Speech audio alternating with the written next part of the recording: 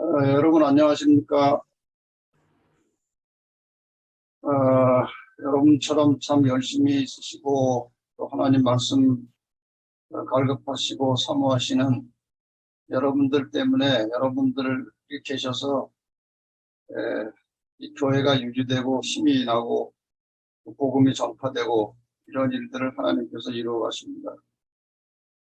여러분의 헌신과 여러분의 그 열정과 여러분의 그 하나님 사랑하시는 마음 진실로 감사드리고 제 강의를 시작하겠습니다. 여러분이 아시는 대로 이 다니엘서는 종말 시대를 위해서 하나님께서 주신 책입니다. 이 종말의 책 다니엘서에 대해서 좀 서론적인, 오늘 어차피 짧은 시간이기 때문에 전체를 다 공부할 수는 없습니다. 그래서 오늘 다니엘서의 전체적인 구도, 전체적인 그림을 일단 설명드리는 시간으로 하겠습니다. 이사야 46장 10절에 보면 내가 종말을 고하며, 종말이라는 말이 나옵니다.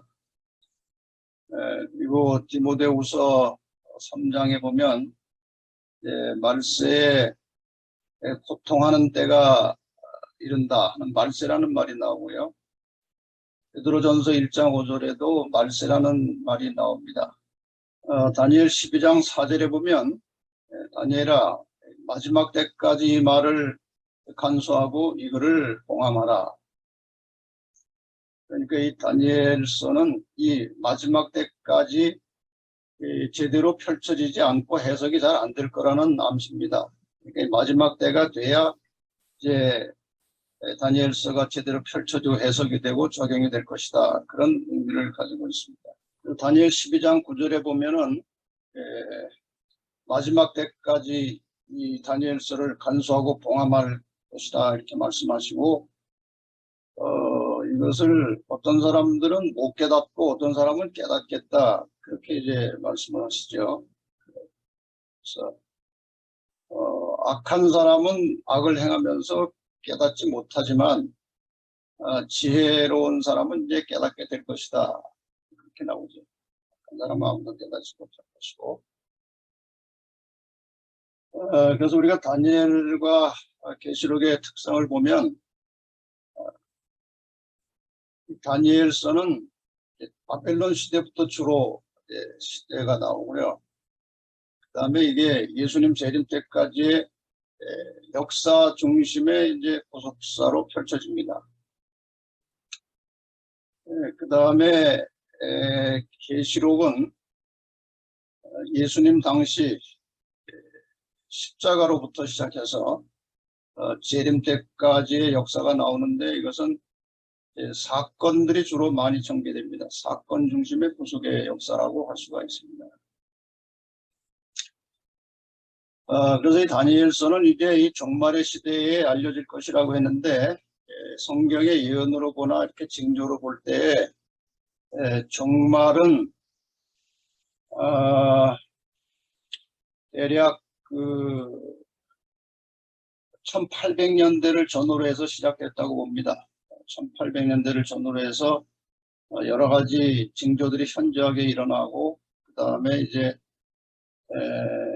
예언이 성취되고 다니엘서가 펼쳐지는, 그래서 다니엘서가 제대로 해석이 되고 많은 사람들이 다니엘서를 통해서 새로운 빛을 보게 되는 그런 역사가 1800년대를 전후로 해서 활발하게 이루어지기 때문에 이 다니엘서는 종말의 책이라고 할 수 있습니다. 그래서 오늘은 다니엘서 전체를 어차피 우리가 공부를 못하기 때문에 다니엘서의 전반적인 흐름과 윤곽을 좀 설명을 드리겠습니다. 첫째로 다니엘서의 중심은 다른 책도 다 마찬가지지만 특별히 예수 그리스도가 모든 다니엘서 내용의 중심이 됩니다. 그 다음에 두 번째는 다니엘서는 문학적으로 상당히 아주 치밀하게 구성이 되어 있습니다. 뿐만 아니라 또 독자들이 내용의 요점을 잘 이해할 수 있도록 섬세하게 쓰여진 그런 책입니다. 그다음에 이사야나 아모스, 에레미야 같은 것이 거기에도 예언들이 많이 나오죠. 이게 단순한 일반적인 예언이라고 하면 다니엘서는 복시적 예언입니다. 나중에 이제 일반적 예언과 복시적 예언을 좀 설명을 다뤄드리겠습니다. 그리고 다니엘서에 나오는 그 시기는 이게 압축된 기간으로 쓰여진 것이기 때문에 일일 1년 원칙을 이제 사용합니다. 그 다음에 다니엘서는 예언적인 경고만 전달하는 것이 아니고 오늘 이 종말을 사는 우리 성도들에게 상당히 신앙에 대한 값진 교훈을 같이 우리에게 전해주고 있습니다. 그럼 각 장에 나타난 예수 그리스도가 어떤 분으로 등장하는지 각 장별로 이제 예수 그리스도를 좀 소개하겠습니다. 전에 먼저 중심적인 성경절 아시는 말씀, 너희가 성경에서 영생을 온 줄 생각하고 성경을 상고하고 이 성경이 곧 내게 대하여 증거하는 것이라 했어요. 이 성경 전체는 이렇게 잘 살펴보면 전부 예수 그리스도에 관한 내용으로 가득 차 있습니다. 지금 보시는 이 성경, 이 그림을 성경 전체로 보면, 이 타원을 성경 전체로 보면 이 성경의 상당히 핵심적인 성경절이 아시는 대로 창세기 3장 15절이고 창세기 3장 15절의 주인공은 여자의 후손입니다. 그래서 성경 전체는 이제 중심이 예수 그리스도, 여자의 후손이라는 사실을 이제 염두에 두고 각 장별로 그리스도가 어떻게 등장하는지 보겠습니다.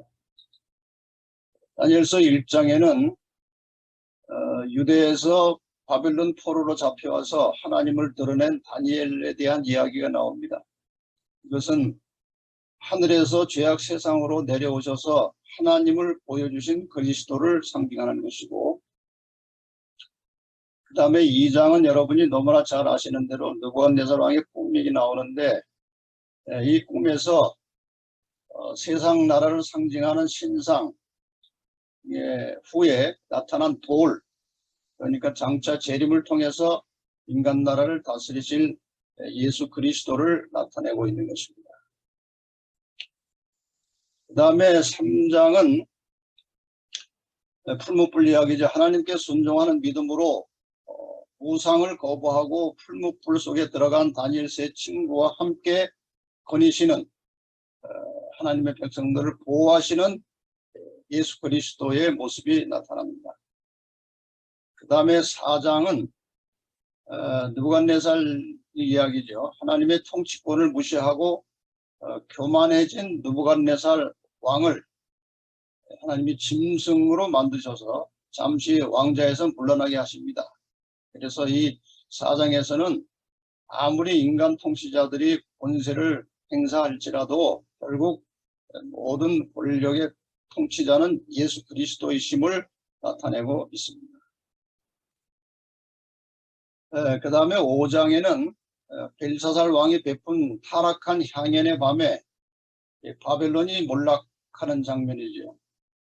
다시 말해서 이 5장은 마지막 시대에 타락하고 배도한 이 바벨론 교회를 멸망시키는 예수 그리스도가 조상이 되어 있습니다.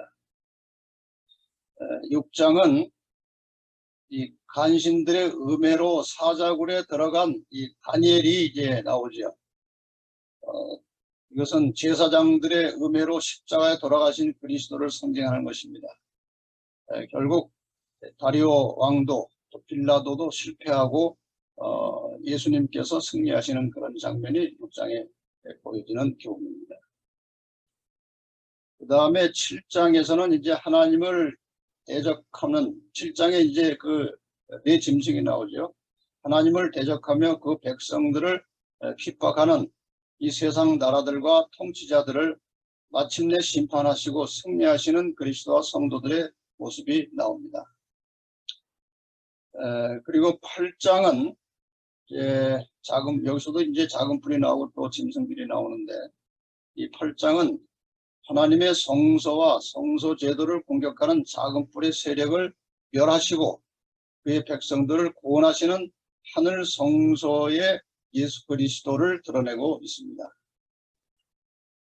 그 다음에 9장은 십자가에 돌아가심으로 하나님과 그분 사이의 언약을 재확인하시는 희생제물로서의 예수 그리스도가 나타납니다.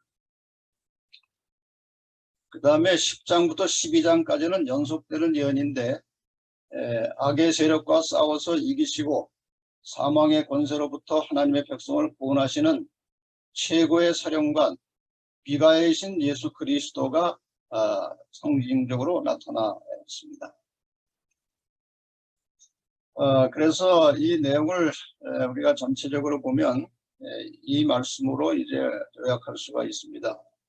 성경의 모든 위대한 진리들은 그리스도를 중심으로 기록된 것이기 때문에 이 올바르게 이해하기만 하면 모든 진리가 영혼들을 당신께로 인도하게 된다. 그리스도를 알파와 오메가시오 구속의 경륜의 처음과 나중이 되시는 분으로 증언해야 한다. 사람들에게 하나님과 그분의 말씀에 대한 신뢰심을 굳게 해주는 문제들을 증언할 것이며 그들 스스로 성경의 교훈을 검토하도록 지도해야 한다. 그래서 우리가 이 다니엘서도 역시 다른 책과 마찬가지로 구구절절 공부할 때에 예수 그리스도가 어떤 분으로 등장하는지 이것을 염두에 두고 이제 공부하는 것입니다.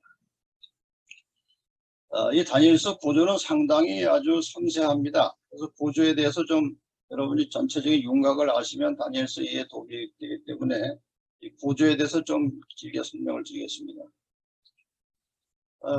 다니엘서는 전체적으로 역사 부분이 있고 예언 부분이 있습니다. 그래서 다니엘 1장은 이제 바벨론 왕궁에서 다니엘과 친구들의 교육받는 장면, 2장은 느부갓네살 왕의 꿈을 통해서 나타난 큰 신상, 그리고 3장은 다니엘 세 친구가 푸른배에서 구원받는 장면, 4장은 느부갓네살의 두 번째 꿈, 자기가 이제 짐승이 되었던 그런 꿈이죠. 그 다음에 5장은 벨사살이 베푼 향연과 바벨론이 몰락하는 장면, 그리고 6장은 다니엘이 사제굴에서 구출되는 그런 장면이 나오고, 이제 전문적으로 예언을 7장부터 이제 다루게 되는데 7장에는 별의 짐승과 작은 뿔의 출현이 나오는데 이 작은 뿔이 굉장히 중요합니다. 하나님을 대적하는 대표적인 세력으로 등장하게 되죠. 그 다음에 8장에는 수양과 수염소와 뿔들에 대한 예언이 나오고요. 9장에서는 다니엘의 회복을 위한 기도가 나옵니다. 그 다음에 10장은 다니엘의 금식 기도와 미가엘이 등장하는 장면이 나오고 11장에서는 장래 사건들에 대한 이상, 북방왕과 남방왕의 싸움을 통해서 전개되는 그 속에서 구속의 역사가 어떻게 이루어지는지를 설명하고 있습니다. 그 다음에 이제 12장에는 대군 뮤겔이 나타나서 마침내 최후의 승리를 거두는 이러한 장면이 등장을 하게 됩니다.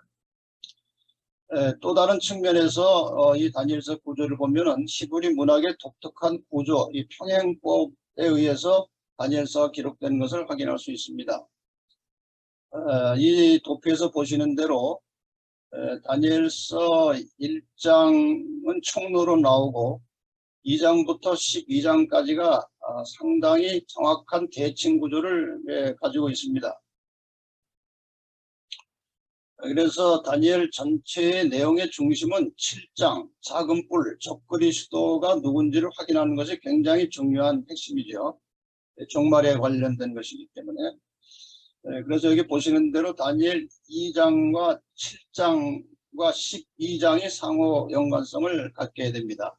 그리고 3장과 6장이 관련되어 있고 4장과 5장이 또 관련을 갖습니다. 그 다음에 8장과 11장이 연계되고 9장과 10장이 또 서로 상호간에 관련이 있도록 이렇게 구조가 되어 있습니다. 또 다른 측면에서 이제 예언을 다룰 때 우리가 사중 구조를 설명할 수 있는데 성경에는 같은 내용이 거의 같은 내용이 4번 반복해서 나옵니다. 다니엘 2장과 7장 그리고 8장 9장 그리고 10장과 12장까지 이렇게 해서 4번의 거의 비슷한 내용이 이제 등장을 합니다.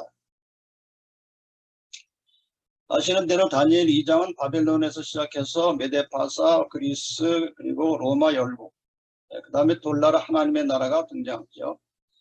다니엘 7장도 역시 이런 구조에서는 같습니다. 바벨론이 등장하고 메데파사, 그리고 그리스, 그리고 로마 제국과 교회가 같이 나옵니다. 동시에 나오고, 그 다음에 하늘의 심판이 시작되고 새 땅이 열리는 장면이 나옵니다. 다니엘서 8장 9장은 이제 바벨론 다음에 메데파사 시대이기 때문에 바벨론 이야기는 나오지 않고 메데파사부터 그리스 그리고 로마 제국과 교회가 나오고 마지막에 성소가 정결하게 되면서 심판이 전개되는 그런 구조로 되어 있습니다. 다니엘 10장 역시 이제 메데파사 시대에 나온 것이기 때문에 메데파사로 시작해서 그리스, 로마 제국과 교회가 등장하고 마침내 미가엘이 일어나서 최후에 승리하는 이런 구조로 되어 있습니다. 결국 다니엘의 결론은 이 인간 역사가 어떻게 되든지 간에 이 마지막에는 이제 하나님께서 세상을 심판하시고 악인들은 멸망하고 하나님께서 최종적으로 나라를 세우시고 구원받은 백성들이 그 나라에서 하나님과 함께 영원히 살게 된다. 이것이 다니엘서의 전체적인 메시지입니다. 이제 좀 구체적으로 설명을 드리면 세상의 군왕들이 일어나서 인간 나라들을 다스리고 통치하지만 언젠가 그들은 모두 사라질 것이고 예수 그리스도가 세상 나라의 왕이 되실 것이다. 그리고 그 성도들이 그의 나라와 백성이 될 것이다. 이것이 결론입니다. 이것을 가장 단적으로 설명해 주는 말씀이 바로 다니엘 2장 44절입니다. 이 열왕의 때에 하늘의 하나님이 한 나라를 세우시리니 이것은 영원히 망하지도 아니할 것이요 그 국권이 다른 백성에게로 돌아가지도 아니할 것이요 도리어 이 모든 나라를 쳐서 멸하고 영원히 설 것이라. 이것이 다니엘서가 이 종말을 사는 하나님 백성들에게 전해주는 가장 강력하고 확실한 메시지라고 볼 수가 있겠습니다. 예언에는 두 가지 성격이 있습니다. 그래서 일반적 예언이 있고 복시적 예언이 있는데 일반적 예언과 복시적 예언의 좀 차이점들을 몇 가지로 구분해서 설명을 드리겠습니다. 이 예언의 환상과 꿈이 나타나는데 일반적 예언 속에는 사실 이 환상이나 꿈이 그렇게 많지 않고 선지자들이 여호와의 말씀을 받아서 백성들에게 전하는 형식이고 간간이 약간의 환상이 포함되기도 합니다만 주로 말씀을 받아서 전하는 것입니다. 그것이 그런 일반적 예언이고 복시적 예언은 하나님께서 선지자들에게 주로 꿈과 환상을 통해서 대단히 중요한 메시지를 전해주고 있습니다. 그 다음에 복합적인 상징적인 측면에서 볼 때 환상을 받을 때 이제 일반 선지자들도 이제 환상을 받긴 하는데 그 상징의 분량이 상당히 제한적이고 또 환상이 나타나도 주로 현실적인 것들과 관련된 상징이 나옵니다. 그러나 이 묵시적 예언은 이 선지자가 환상이나 꿈속에서 아주 비현실적인 상징과 은유들을 보게 됩니다. 예를 들면 다니엘서 7장에 뭐 독수리 날개에 달린 사자, 뭐 머리가 4개 있는 표범 이런 것들은 다 비현실적인 것들이지만 이렇게 아주 매우 인상적인 모습을 통해서 중요한 교훈들을 전해주는 것이 묵시적 예언입니다. 그 다음에 이제 예언들은 다 하나님의 절대권을 인정하는 하나님의 말씀이 성취되는 확실한 결과들을 보게 되는데 이 일반적 예언은 조건적인 것들이 상당히 있습니다. 그러니까 하나님과 이스라엘 백성 사이에 맺어진 언약들이 이 백성들이 순종하느냐 안 하느냐에 따라서 성취가 되기도 하고 성취가 또 보류되기도 합니다. 나중에 예를 하나 드리겠습니다. 그러나 이 묵시적 예언은 이 세상 나라들과 인류 역사에 대한 예언들인데 이것은 조건적이 아니고 절대권으로 반드시 성취되는 것입니다. 그러니까 다니엘서나 계시록의 예언들은 조건적이 아니고 반드시 절대적으로 다 성취가 되게 되어 있습니다. 예를 들면 이 묵시적 예언에 대해서 또 일반적 예언에 대해서 예를 하나 드리겠습니다. 이 요나도 예언을 하죠. 요나도 예언을 하는데 40일 후에 니느웨가 멸망할 것이라고 예언을 합니다. 그런데 이 예언은 회개하면 망하지 않을 수 있다는 조건적 예언이고, 또 여기서 40일 후라는 것은 실제 40일입니다. 그런데 이 다니엘서 예를 들어서 7장에 나오는 이 작은 불에 대한 것은 작은 불이 올라서 1260일 동안 성도를 핍박할 것이라고 되어 있는데, 여기에서 이 작은 불은 상징적입니다. 교황불을 상징하는 것이고 1260일도 실제적으로는 1260년, 그리고 예언의 성취, 다니엘서에 나오는 예언의 성취는 무조건 성취가 되는 것입니다. 이것이 일반 묵시와 일반 계시와 묵시 계시의 다른 점입니다. 예언을 해석하는데 이 방법이 네 가지가 지금 사용되고 있습니다. 현실적으로. 근데 뭐 맞는 것은 한 가지밖에 없지만, 대략 이제 예언을 과거주의로 해석하는 성경 해석 방법이 있는데, 성경의 모든 예언은 과거에 이미 다 성취되었다고 풀어내는 겁니다. 그 다음에 미래주의는 성경의 모든 예언은 미래 어느 시점에 성취된다는 것입니다. 이것은 가톨릭이 만든 것입니다. 왜냐하면 역사적으로 제대로 예언을 해석하면 가톨릭이 다 이렇게 적그리스도로 하나님을 대적하는 세력으로 100% 드러나게 되어 있습니다. 그러니까 그것을 가리기 위해서 어떤 학자는 과거주의로 해석을 해서, 어떤 주는 미래주의로 해석을 해서 이 교황권은 아무 걸림이 없다는 것을 이제 증명하려고 인간이 만든 해석 방법이에요. 그 다음에 이것은 다 통용되는 것은 아니지만 관념주의 해석도 있습니다. 종말론적 예언들은 영적인 실체를 가리키는 상징들이지 그게 무슨 역사적으로 적용되는 것은 아니다, 그렇게 하는 데도 있어요. 그러나 이 예언을 해석하는 가장 확실한 방법은 역사주의입니다. 하나님께서 묵시적인 예언을 통해서 선지자의 시대로부터 마지막 때까지 이어지는 역사의 사건들을 제시하는 것이다, 이렇게 해석하는 것이 역사주의인데, 종교개혁자들도 거의 다 역사주의로 해석을 했습니다. 그래서 이 아까 말씀드린 대로 과거주의, 미래주의 해석은 가톨릭 학자들의 견해고, 역사주의 해석은 종교개혁자들의 해석 방법인데, 최근에 이제 개신교에서는 이 천주교의 이 미래주의 해석을 받아들여 가지고 세대주의 해석하는 방법들이 거의 지금 일반 개신교를 지배하고 있는 그런 이론입니다. 이 다니엘서에서 우리가 배울 수 있는 이제 종합적으로 현대적인 교훈들을 좀 몇 가지 살펴보겠습니다. 하나님은 온 우주의 통치자이시고 세상을 다스리시지만, 지금도 우리 모든 성도들의 개인적인 삶을 다스리고 통치하시는 주인이십니다. 그래서 하나님께서 다니엘과 그 친구들의 인생을 그 어려운 역경에서 지켜주시고 보살펴 주신 것처럼, 하나님께서는 지금도 그의 백성들을 지키시고 인도해 주신다. 이런 교훈을 우리가 다니엘서 전체를 통해서 배울 수가 있습니다. 그 다음에 하나님은 세상의 역사를 철저하게 주관하십니다.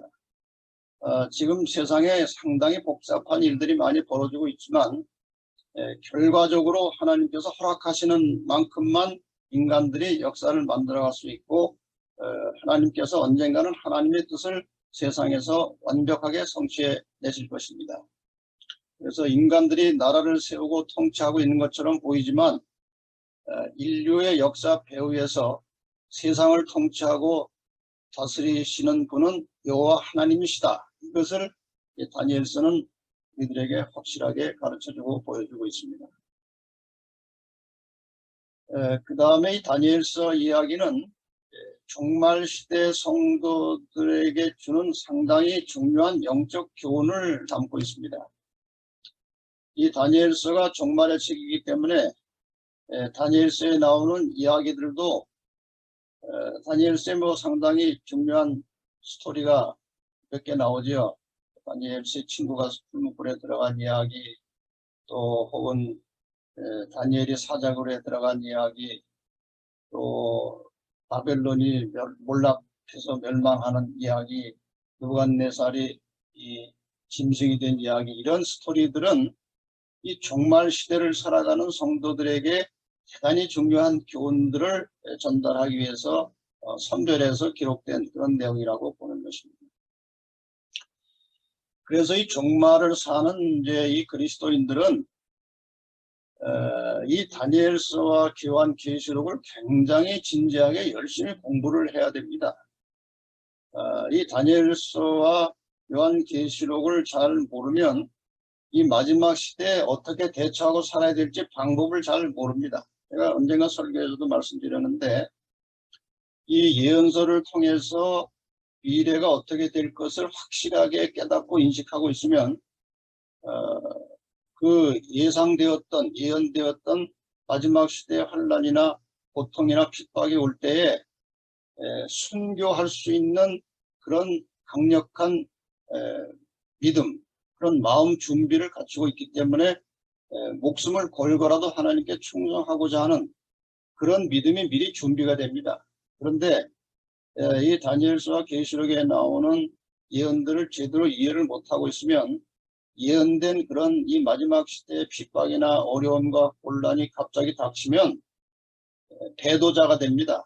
그래서 이 다니엘서와 계시록을 제대로 이해하고 있느냐 못하느냐에 따라서 이 마지막 때의 순교자가 될 수도 있고 배도자가 될 수도 있다는 겁니다. 그래서 이 다니엘과 계시록 공부를 상당히 정확하게 잘 충실하게 공부를 해야 이 종말의 시대에 대처할 수 있게 된다는 의미죠. 여기 이제 한 말씀을 보고 마치겠습니다. 마지막 사건들 15페이지, 16페이지 보면 하나님의 말씀을 훨씬 더 깊이 연구해야 할 필요가 있으며 특히 전에 없이 다니엘서와 요한계시록에 관심을 가져야 한다. 다니엘이 하나님께로부터 받았던 빛은 특별히 마지막 때를 위해 주어진 것이다. 신약 성경의 마지막 책, 계시록이죠. 마지막 책은 우리가 깨달아야 할 필요가 있는 진리로 가득 차 있다. 요한계시록에 아직 성취되지 않은 예언들은 곧 성취될 것이다. 제가 처음 목회 나올 때 이제 40여 년 전에 다니엘 계시록을 가르칠 때는 이렇게 될 것입니다 하고 가르쳤던 많은 내용들이 있습니다. 그런데 지금 가르칠 때는 이렇게 성취되고 있다고 가르칩니다. 그 정도로 지금 시대가 많이 변해서 급변하고 있습니다. 세상이 지금. 특히 이 코로나를 우리가 경험하면서 예언이 얼마나 신속하게 성취되어 가고 있는지 아주 피부로 실감할 정도로 이 예언들이 성취되어 있는 것을 보면서 정말 이 예수께서 오실 때가 얼마 남지 않았다는 사실을 피부로 느낄 만큼 이 예언들이 성취되어 가고 있습니다. 하나님의 백성들은 이 예언을 부지런히 연구하고 그것을 명확하게 이해하고 있어야 한다. 그것은 진리를 감추고 있지 않다. 그것은 우리에게 장차 일어날 일들을 말해줌으로써 분명하게 미리 경고를 바라고 있다. 요한계시록의 그 순서에 따라 주어진 엄숙한 기별들은 하나님의 백성들의 마음에 첫 번째 자리를 차지해야 된다. 그러니까 이 엘렌 화이트이 요한계시록의 중요성을 굉장히 크게 강조하는 그런 공부입니다. 이 마지막 시대에 특별히 이 요한계시록과 다니엘서의 기별을 항상 깊이 연구하고 통찰하면서 지금 이 시대가 어디로 가고 있는지, 이런 시대에 나는 어떤 믿음의 준비를 해야 되는지 이것들을 분별하고 우리의 신앙적인 영적인 새로운 각오와 결심을 만들어주는 그 메시지가 바로 다니엘과 계시록입니다. 그래서 이번에 또 3번 공부해서 간단하게 윤곽만 말씀드리겠지만 제가 이제 이영자 사모님을 통해서 제가 강의한 것이 이제 다니엘서 강의한 게 이제 2 종류가 있습니다. 하나는 지난번 이제 교과를 통해서 14번의 강의를 통해서 다니엘서 전체를 요약해서 가르친 내용이 있고, 그것은 채널 7에 들어 있습니다. 그 다음에 이제 진리바다에 들어가면은 24번의 강의를 통해서 다니엘서를 상세하게 풀어놓은 것이 있습니다. 그것은 이제 오디오로 되어 있고 지금 이제 비디오로 작업하는 중인데, 그 오디오로 되어 있는 강의는 교재가 있어야 됩니다. 그래서 다니엘서 진리바다에 나와 있는 다니엘서를 오디오로 공부하실 분들은 저희들에게 그 교재를 좀 필요하다고 주문하시면 다 무료로 보내드립니다. 그러니까 마지막 날 이제 안내 드릴 때에 그 안내를 보시고 요청하시면 다니엘서를 상세하게 다 공부할 수 있도록 이렇게 배려를 해드릴 테니까 이번 3번의 공부는 그냥 간략하게 윤곽만 좀 말씀을 드리겠습니다. 아무쪼록 이 재림교회가 예언을 가지고 있다고 하는 것은 굉장한 특권입니다. 저는 이렇게 설명합니다. 복음은 사람들을 그리스도인으로 만들고, 이 말씀을 잘 유념하시기 바랍니다. 복음은 사람들을 그리스도인으로 만들고, 성경 예언은 그리스도인을 재림교인으로 만들고, 그러니까 예언을 제대로 모르면은 애드벤티스트가 제대로 될 수 없습니다. 그래서 예언은 그리스도인을 애드벤티스트, 재림교인으로 만들고, 예언의 신의 말씀은 애드벤티스트를 천국 시민으로 만든다. 그것이 제가 계속 강조하는 내용 중에 하나입니다. 그래서 예언을 통해서 애드벤티스트가 된 사람들은 예언의 신을 깊이 깨닫고 연구함으로써, 예언의 신이 뭐 별도의 책이 아니고 성경에 나오는 기본적인 내용들을 상세하게 풀어서 우리에게 교훈하는 것이기 때문에 예언의 신의 말씀을 살펴서 거기에 기록된 이 마지막 시대 성도들이 어떻게 살아야 될 것인지 그 말씀에 순종함으로써 실천함으로써 천국 시민으로서 이제 훈련을 받는 것입니다. 그래서 지금 이 방송을 듣는 모든 분들 정말 올바른 예언을 공부함으로써 정말 충실한 재림교인이 되시고, 그 다음에 예언의 신을 잘 깊이 연구하시면서 재림 성도로서 올바른 생활을 하시다가 잘 갖춰지고 준비된 천국 시민으로 살다가 주님 오시는 날에 천국의 시민으로 다 들어가시게 되기를 바라면서 오늘 강의를 이렇게 마치겠습니다.